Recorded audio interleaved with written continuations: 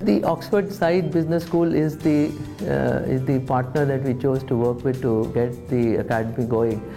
For a variety of reasons, partly because it is one of the best universities out there. I mean, there is no argument. I mean, we could have chosen maybe out of a handful of partners to work with around the globe, and certainly Oxford is right up there in that list.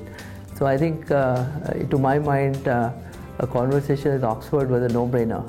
Oxford Said Business School is a relatively new business school, even though Oxford University is an 800-year-old, so it in effect has the best of both worlds.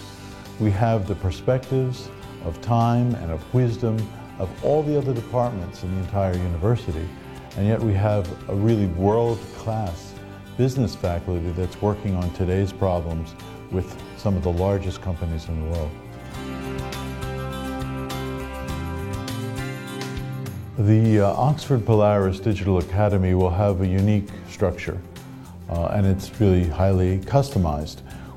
The agenda will start out with a number of scenarios about the future, about the digital future, and it will be based on a survey and research that we have done at Oxford. And it will be a kind of jumping off point, if you will, for the entire program, looking not into the distant future, but into the next 3 to 5 years, into the immediate future. We will bring together, in a matter of 2.5 days, a set of people at a very senior level who are there by invitation to have this deep conversation around what we call the 4 big bets in digital. So that will be the structure of the program. We'll talk about cybersecurity, we'll talk about risk and compliance, we'll talk about all the issues that are really the hot issues that the chief executive officers and chief technology officers are struggling with day in and day out. We'll also bring in some external speakers who will help to catalyze that conversation. We'll have a number of simulations so that people can do role-playing. The whole idea of assembling CXOs from different parts of the world is for them to also learn from each other and learn from each other's experiences, both successful ones as well as failures.